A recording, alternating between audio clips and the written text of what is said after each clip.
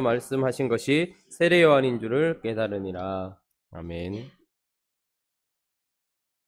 어떤 운동을 하고 계시는지 모르겠는데 우리가 보통 길을 걸을 때 그리고 운동을 하기 위해서 길을 갈 때에도 걸을 때에 요령이 있습니다. 그죠? 걷기의 걷기 요령의 첫 번째 요소가 무엇인지 혹시 아십니까? 바른 걸음을 위하여서 1번이 시선에 관한 것입니다. 그래서 무엇이냐면 걸을 때에는 반드시 10에서 15m 앞을 보고 걷는다입니다. 이것이 바른 걷기의 요령입니다. 어제 우리가 본문 말씀을 살피면서 예수 그리스도께서 가시는 길에 대하여서 우리가 보았습니다. 그리고 그 길은 또한 우리가 걸어가는 길이어야 합니다. 그래서 예수께서 가신 그 길, 그리고 우리가 걸어가고 있고 또 걸어야 될 그 길, 그 길을 걷는 데 있어서 첫 번째 요령 또한 이와 별반 다르지 않은데, 만약에 어제 우리가 본문을 살피고 말씀을 나누고 난 이후에 우리 안의 결론이 내가 걷고 있고 주님이 가신 길은 고난과 죽음의 길이다, 이렇게 만약에 어제 결론을 내렸다면 우리는 처음부터 잘못 걷고 있는 것입니다. 시선 자체가 틀린 것입니다. 왜 그렇습니까? 어제 본문 말씀 한번 보시면 16장 21절은 이렇게 이야기하고 있죠. 한번 읽어볼까요? 마태복음 16장 21절 읽습니다. 시작. 이때로부터 예수 그리스도께서 자기가 예루살렘에 올라가 장로들과 대제사장들과 서기관들에게 많은 고난을 받고 죽임을 당하고 제3일에 살아나야 할 것을 제자들에게 비로소 나타내신. 우리는 어제 본문 말씀을 살피면서 마치 주님이 가시는 그 길은 고난과 죽음의 길이다, 이렇게 만약에 결론을 내렸다면 우리는 저 앞을 바라보지 않고 지금 바로 이 앞을 바라보면서 걷게 되는 우를 범하게 된 것입니다. 왜냐하면 주님은 분명히 말씀하고 계십니다. 고난받고 죽임 당하고. 그러나 이 길의 결론은 그것이 아닙니다. 고난도 아니고 죽임도 아닙니다. 바로 앞에 그것이 보인다 할지라도 이 길의 결론은 무엇입니까? 제3일에 살아나야 할 것, 그러니까 부활에 관한 이야기를 하고 있는 것이죠. 주님은 우리가 걸어감에 있어서도 저 앞 10m나 15m 앞, 이 죽음과 고난 앞 저 너머에 있는 것을 보면서 걷기를 바라고 계시는 것입니다. 그래서 주님은 우리가 만약에 어제 그렇게 결론을 내렸다면, 우리가 걷는 길이 고난과 죽음의 길이다, 이렇게 결론을 내렸다라면 그것을 수정하기 위하여서, 혹은 지금 만약에 잘못된 시선을 가지고 있다고 한다면 그것을 바로잡기 위해서 오늘 본문을 우리에게 17장으로 허락을 하고 계시는 것입니다. 그래서 고난과 죽음 이후에 우리가 바라봐야 될 저 너머에 대한 시선이 뚝 떨어져 있는 우리를 다시 잡아 세워서 그곳을 향해 시선을 두게 하시려고, 바르게 걷게 하시려고 17장의 변화산 장면을 허락하고 있습니다. 1절에 보니까 엿새 후에 이렇게 이야기합니다. 어제 본문은 이렇게 마쳤죠. 진실로 너희에게 이르노니, 28절에 보면, 16장 28절에 보면 여기 서 있는 사람 중에 죽기 전에 인자가 그 영광을 가지고 오는 것을 볼 자도 있느니라, 이렇게 이야기하셨습니다. 여러분, 이것이 무엇을 가르치는지 명확하게 우리가 단정 지을 수 없지만 궁극적으로는 주님이 재림하시는 그날일 것입니다. 그런데 죽기 전에 인자가 그 왕권을 가지고 오는 것을 볼 것이다 라는 이 본문을 통하여서 이것은 이제 곧 있을 부활하셔서 생명으로 다시 일어나실 왕권을 가지고 오실 생명의 왕 예수 그리스도, 그 부활의 사건을 이야기하는 것일 수도 있고, 아니면 오순절날 성령을 보내셔서 그 보좌에 앉으셨다라는 것을 증명하는 그날일 수도 있지만, 그러나 가장 가깝게는 이 모든 것들을 맛보게 되는 바로 변화산 사건, 엿새 후에 일어나는 오늘 이 본문일 수도 있을 것입니다. 그래서 그분은 자기가 왕권을 가지고 있는 자신의 영광을 지금 드러내 보여주시는 이 17장을 우리에게 허락하시는 것이고, 그래서 우리의 시선을 지금 바로 앞에 있는 고난이나 그리고 조금 더 앞에 있는 죽음이 아니라 더 먼 곳을 바라보게 하시고 결과를 바라보게 하시기 위하여서 이 변화산에서 먼저 무엇을 우리의 시선을 향해야 된다고 이야기하십니까? 그것은 바로 부활의 주님인 것입니다. 우리는 고난받고 죽임당한 예수만 보는 것이 아니고, 주님은 그 길을 걷는 것은 맞지만 그러나 부활하신 주님, 부활하실 주님, 그분을 바라보고 걸어야 된다라고 이야기를 하고 있는 것이죠. 자, 오늘 본문 말씀 2절 3절 말씀 한번 읽어볼까요? 시작. 그들 앞에서 변형되사 빛과 같이 휘어졌더라. 그때에 모세와 엘리야가 예수와 더불어 말하는 것이 그들에게 보이거늘. 주님께서 이제 감추셨던 자신의 원래 모습, 그 영광스러운 모습을 변형되사 해같이 빛나며 옷이 빛과 같이 휘어지는 광경을 우리에게 보여주십니다. 제자들에게 보여주셨습니다. 근데 그때 또한 누가 같이 있습니까? 모세와 엘리야가 같이 있다라고 이야기를 하고 있죠. 왜 모세는 무엇의 대표입니까? 모세는 모든 율법의 대표인 것입니다. 그리고 모세는 어떻게 고백했습니까? 모세는 나와 같은 너희 형제 중에 나와 같은 선지자 하나를 일으키실 것인데 그가 메시아다 이렇게 얘기했습니다. 신명기 한번 가볼까요? 아침이지만 우리 한번 말씀을 찾아가면서 한번 보죠. 신명기 18장 15절 말씀.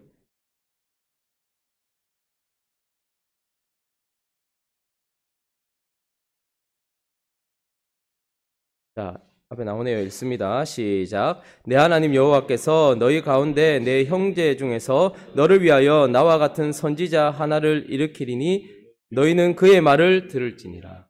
예. 모세는 율법의 상징임과 동시에 또한 예수를 가리켜서 이렇게 예언했던 사람이었고 그렇게 말했던 모세와 함께 서 있는 예수 그리스도를 지금 보고 있는 것입니다. 뿐만 아니라 그 옆에 누가 서 있습니까? 엘리야가 서 있습니다. 엘리야는 무엇의 대표일까요? 예, 선지자의 대표입니다. 구약은 율법과 선지자 이렇게 이야기하면 되겠죠. 그런데 율법을 대표하는 모세 그리고 나와 같은 선지자를 일으킬 거라는 그 예언의 성취인 예수 옆에 서 있고 그 옆에 또 엘리야, 선지자의 대표인 엘리야가 서 있는데 엘리야는 또한 뭐라고 우리에게 보여주고 있습니까? 말라기 4장 한번 볼까요? 5절 말씀. 구약 성경 제일 마지막에 있는 말라기 4장 5절 말씀에는 엘리야에 대해서 이렇게 증언되어 있습니다. 앞에 있습니다. 저희들보다 저 D가 더 빨리 찾습니다. 그죠? 대단합니다. 자, 읽습니다. 시작. 보라, 여호와의 크고 두려운 날이 이르기 전에 내가 선지자 엘리야를 너희에게 보내리니. 원래 세례 요한이 사실은 영적인 엘리야라는 예표였지만 그러나 그것을 알아보지 못했어요. 그러나 어쨌든 지금 이곳에 누가 서 있는 겁니까? 엘리야가 서 있는 겁니다. 어떻게 예언된? 메시아가 오기 전에 크고 두려운 날이 이르기 전에 선지자 엘리야를 보내겠다고 했던 그 엘리야가 지금 서 있는 것입니다. 그러니까 지금 예수는 모세, 율법의 상징 그리고 선지자의 상징인 엘리야에게 증언을 받고 서 있는 영광스러운 메시아다라는 것을 지금 증언해 주고 있는 것입니다. 그러니까 그 변화산에서 주님은 율법이 예언했고 선지자들이 말했던 그리고 선지자 메시아가 오기 전에 엘리야가 오리라고 말했던 그 엘리야 앞에 지금 서 있는 것이죠. 그러니까 그 영광스러운 모습으로 서 있을 뿐만 아니라 사실 이 마태는 유대인들을 중심으로 기록되었다라고 말씀드렸죠. 그러니까 이 본문을 대했던 유대인들은 지금 예수 옆에 모세와 엘리야가 서 있다는 것은 아주 특별한 의미였을 것입니다. 왜냐하면 모세와 엘리야는 또한 율법과 선지자의 대표이기도 하지만 죽지 않은 천상의 존재로 그들에게 알려져 있는 사람들이기 때문에 그렇습니다. 모세 같은 경우에는 그가 죽었다라고 이야기하지만 시체를 찾았습니까? 찾지 못했습니까? 어디에 묻혔는지 아무도 찾지 못했어요. 한번 찾아볼까요? 신명기 마지막에 가면 신명기 34장 한번 보십시오. 신명기 34장 5절부터 7절까지 한번 보겠습니다. 자, 한번 읽어볼까요? 시작. 이에 여호와의 종 모세가 여호와의 말씀대로 모압 땅에서 죽어 벳볼 맞은편 모압 땅에 있는 골짜기에 장사되었고 오늘까지 그의 묻힌 곳을 아는 자가 없느니라. 모세가 죽을 때에 나이 120세였으나 그의 눈이 흐리지 아니하였고 기력이 쇠하지 아니하였더라. 유다서에도 보면 사단과 가브리엘 천사가 이 모세의 시체를 놓고 변론하는 장면들이 나옵니다. 그러니까 어쨌든 분명히 모세는 죽었다라고 이야기를 해요. 그러나 유대인들은 자기들에게 거의 신과 같은 존재였던 이 모세의 시체도 찾지 못했을 뿐만 아니라 그의 무덤이 어디 있는지도 알지 못하고 그가 죽을 때에 기력이 쇠했거나 눈이 보이지 않거나 이러하지 않았다라는 거예요. 그렇기 때문에 그들에게는 언제나 모세는 살아있는 존재였습니다. 뿐만 아니라 엘리야는 어떤 존재입니까? 죽음을 보지 아니하고 하늘로 승천한 존재였습니다. 그리고 그 이후에 이어진 엘리사의 제자들이 엘리야의 시체를 찾겠다고 갔다가 찾지 못했던, 그러니까 엘리야도 모세도 결국은 어떤 존재들입니까? 유대인들이 봤을 때는 죽음을 보지 않고 지금도 살아있는 존재인 것이죠. 그러니 지금 예수 그리스도가 변형된 모습으로 그들에게는 살아있는 존재로 알려져 있는 모세와 엘리야와 함께 서 있음으로 말미암아서 주님이 우리의 뚝 떨어진 시선을 다시 일으켜 세워서 뭐 하는 거예요, 지금? 예수는 부활하실 분이고 영원히 살아계실 분이다라는 것을 이야기하고 싶은 것입니다. 그러므로 우리가 이 길을 걸어갈 때에 우리는 고난도 당할 것이고 어쩌면 죽임도 당할 수 있지만 이게 결론이 아니고 지금 예수가 변형된 모습처럼, 그리고 모세와 엘리야와 함께 서 있는 것처럼 예수님은 부활하실 분이다라는 것을 우리에게 명확하게 말씀해 주고 싶으셔서 주님은 죽음과 그리고 고난 그 너머 10m, 15m 앞에 있는 그 영광스러운 예수를 우리에게 보여주시면서 우리의 시선을 바로잡고 계시는 것이죠. 그러므로 이 길을 걸어갈 때에 우리는 바로 부활의 주님을 바라보면서 걸어야 된다라고 우리에게 말씀하고 계십니다. 뿐만 아니라 또한 우리의 시선을 어디에 두어야 될까요? 그것은 바로 다시 오셔서 심판하실 주님에게 두어야 된다라고 이야기를 하고 있는 것입니다. 자, 본문으로 돌아오셔서 17장 5절 말씀 한번 읽어볼까요? 17장 5절에 있습니다. 시작. 그들을 덮으며 구름 속에서 소리가 나서 이르되 이는 내 사랑하는 아들이요 내 기뻐하는 자니 너희는 그의 말을 들으라 하시니라. 지금 이곳에는 모세와 엘리야만 있는 것이 아니고 호련히 빛난 구름이 그들을 덮었다라고 얘기합니다. 하나님의 영광이 그곳에 임재했고 그곳에서 아버지의 음성이 다시 들렸어요. 그러면서 하시는 말씀이 무엇입니까? 이는 내 사랑하는 아들이요 내 기뻐하는 자니. 이것은 유일한 내 아들이다 이 말입니다. 그런데 그의 말을 들으라, 이 말은 무슨 말입니까? 그는 심판하실 자다, 심판할 자다, 이렇게 이야기를 하고 있는 것입니다. 우리 어제 본문 27절에도 벌써 이야기하셨어요. 우리가 어제 본문에서 시선이 뚝 떨어져서 그렇지 주님은 우리에게 부활하실 분임만을 이야기하시지 않고 27절에 보면 인자가 아버지의 영광으로 그 천사들과 어떻게 한대요? 함께 오리니 그때에 각 사람이 행한 대로 어떻게 하신대요? 갚으시리라 라고 이야기합니다. 무슨 말입니까? 예수 그리스도는 지금 자신이 걸어갈 길을 이야기하신 어제 본문을 통하여서 고난과 죽음만 이야기하신 것이 아니라 부활도 이야기하셨고 그분은 부활만 하시는 분이 아니라 영광 가운데서 다시 오셔서 각 사람이 행한 대로 심판하실, 그냥 생명의 주 넘어서서 영광의 주요 심판의 주라고 이미 어제 말씀하셨다는 것이죠. 그러나 제자들은 시선을 놓쳐버렸습니다. 바로 앞에 있는 고난과 바로 앞에 있는 죽음을 보면서 지금 근심했다라는 것이죠. 그래서 주님은 다시 변화산을 허락하셔서 부활하실 주님뿐만 아니라 아버지의 음성을 통해서 그의 말을 들으라 라고 이야기를 해주고 있는 것입니다. 오늘 새벽인데 제가 말씀을 한 6군데 지금 찾고 있거든요. 짜증내지 마시고 2군데만 더 찾을 테니까. 요한복음 5장 한번 보십시오. 요한복음 5장 22절.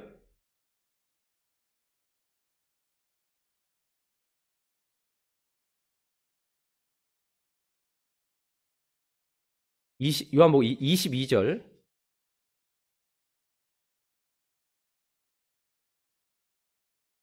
황 집사님 22절. 네, 읽습니다. 시작. 아버지께서 아무도 심판하지 아니하시고 심판을 다 아들에게 맡기셨으니. 27절도 한번 볼게요. 27절 시작. 또 인자됨으로 말미암아 심판하는 권한을 주셨느니라.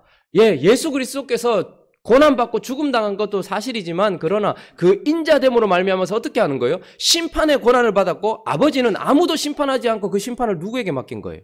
예수에게 맡긴 거예요. 그러니까 마지막 한 날 우리는 그날을 향해 달려가고 있습니다. 그날을 향해 달려갈 때에 죽고 다시 사신 그분이 달리 다른 분이 오시는 것이 아니라 그분이 오셔서 각 사람이 행한 대로 심판할 것이다 라고 이야기하면서 예수님은 다시 살아나신 분일 뿐만 아니라 그분은 우리를 심판하시고 다시 오실 분이다라고 말씀을 하고 있는 것입니다. 그래서 우리 모두는 다 하나님의 심판대 앞에 설 것입니다. 예수와 상관없이 살았던 모든 인생들은 악인들이라 불릴 것이며 형벌의 심판을 받을 것입니다. 그때에 모든 사람들이 동일한 판결을 받고 지옥에 가는 것이 아니라 자신들이 각각 행한 대로 더 많은 심판을 받을 자도 있고 더 적은 심판을 받을 자도 있을 것입니다. 지옥에 가겠지만 더 악한, 더 힘들고 어려운 심판을 받을 자들도 있을 것입니다. 그래서 주님은 비교급으로 이야기하실 때가 있습니다. 가버나움을 향해서 뭐라고 말씀하셨습니까? 이 가버나움아, 네가 하늘까지 높아지겠느냐? 음부까지 낮아질 것이다. 심판날에 소돔과 고모라가 너희보다 견디기 쉬우리라. 이렇게 이야기합니다. 가버나움은 심판날에 소돔과 고모라보다 더한 심판을 받게 될 것입니다. 그러니 악인들은 그날에 지금 이제 어차피 죽는다. 이게 아닙니다. 악을 쌓고 더 쌓으면 어떻게 되는 것입니까? 예수 그리스도께서 그 악인이 행한 대로 갚으셔서 모두 지옥에 가겠지만 그 속에서도 어떻게 됩니까? 더한 대로 심판을 받을 것이고 악을 덜 저질렀으면 덜 저지른 대로 심판을 받을 것입니다. 자, 그러면 예수와 함께 언약을 맺고 구원받은 우리는요, 심판대 앞에 서지 않습니까? 고린도후서 5장 한번 가보겠습니다. 10절 말씀만 한번 보겠습니다. 마지막으로 찾을게요. 고린도후서 5장 10절. 자, 앞에 있습니다. 읽습니다. 시작. 이는 우리가 다 반드시 그리스도의 심판대 앞에 나타나게 되어 각각 선악간에 그 몸으로 행한 것을 따라 받으려 합니다. 자, 고린도 후서는 누구에게 쓰여진 거죠? 고린도 성도에게 쓰여진 거예요. 그러니까 예수 믿고 구원받은 사람들에게 쓰여진 거예요. 그러니까 예수 믿고 구원받은 사람도 심판대 앞에 선다라고 이야기합니다. 그러나 그것은 형벌의 심판이 아니라 어떤 심판일까요? 우리는 이미 구원받아 모두 다 천국에 가는 것은 사실이겠지만 그러나 그곳에서 각각 자기가 몸으로 행한 대로 상급을 받을 심판 앞에 서게 됩니다. 그래서 우리는 더 믿음으로 살았는가, 더 하나님의 말씀에 순종했는가, 더 거룩한 삶을 살았는가, 그렇지 않은가에 대해서 책망을 받을 수도 있겠지만 그 가운데서 믿음으로 살았던 자들은 주님의 그리스도의 심판대 앞에서 어떻게 되는 겁니까? 우리는 그날에 상을 받게 되는 그런 심판의 날이 있고 그날의 주인이 누구라는 것입니까? 예수 그리스도다라고 이야기를 하는 것입니다. 그러므로 주님은 살아나실 뿐만 아니라 다시 오셔서 우리에게 상급을 주시는 분이기도 한 심판주시다 이렇게 이야기를 하고 있는 것입니다. 아무리 예수를 믿지 않은 악인이라도 더 이상 죄를 짓지 않아야 될 이유는 그날의 심판이 각각 다르기 때문일 것이고 아무리 예수를 믿고 구원을 받았다 할지라도 끊임없이 달려가서 주님의 말씀에 순종해야 하는 이유는 우리가 천국 앞에서 상급의 심판이 서로 다르기 때문일 것입니다. 그러므로 우리는 믿음으로 어떻게 살았느냐에 따라서 주님의 보상이 달라지는 지금도 의미 있는 천국이 끝이 아닌 거예요. 그 가운데서 얼마나 더 많은 것들이 우리를 기다리고 있는지 알지 못하는 그런 영광스러운 길을 걸어가고 있는 것입니다. 자, 그러므로 우리의 시선을 지금 바르게 고정시킬 필요가 있습니다. 이 땅을 걸어갈 때에도 바로 앞에 있는 것을 바라보고 걸어가는 사람들은 없습니다. 잘못 걸어가는 것입니다. 육신의 걸음을 걸을 때에도 저 앞에 10m나 15m 앞을 걸어가야 되겠지만 우리가 영적인 걸음을 걸어가고 있는 이때에도 우리의 시선은 언제나 바로 앞에 고난과 죽음의 길이다라는 것을 확인하며 걷는 것이 아니고 그 앞에 있는 부활과 생명을 바라보면서 걸어가야 한다는 것입니다. 우리가 걷는 이 길이 사실은 고난과 죽음의 길 맞습니다. 그리고 자기를 부인해야 되고 자기 십자가를 지고 걸어가야 되는 길 맞습니다. 그러나 우리는 그 길을 확인하는 것이 아닙니다. 이 길 끝에 있는 그것, 그래서 우리의 시선을 들어 올려서 어디를 보고 가실 것입니까? 우리는 지금 다시 사신 주님을 바라보면서 걸어가야 되는 것입니다. 다시 사신 주님을 바라보면서 이 길을 뭐라고 부르며 걸어가야 될까요? 이 길은 생명의 길이다라고 말하며 걸어야 됩니다. 죽음의 길이 아닌 것입니다. 자, 그리고 다시 오실 주님께 우리의 시선을 고정하면서 우리는 뭐라고 고백해야 될까요? 이 길은 영광의 길이라는 거예요. 우리에게 상급을 줄 길이라는 것입니다. 그러므로 다시 사신 주님을 바라보며 생명의 길이라 고백하며 다시 오실 주님을 바라보며 영광의 길임을 바라보면서 우리는 시선을 저 앞에 두면서 걸어가야 될 영광스러운 교회다라는 것을 기억해야 한다는 것입니다. 말씀을 정리하면 8절은 이렇게 이야기를 하고 있습니다. 오늘 본문에 돌아오시면 제자들이 눈을 들고 보매 뭐라고요? 오직 예수 외에는 아무것도 보이지 아니하더라. 이 길은 십자가의 길, 고난의 길 맞습니다. 자기를 부인하고 자기 십자가를 지고 가야 되는 길 맞습니다. 그러나 아무것도 보이지 않는 길은 아닙니다.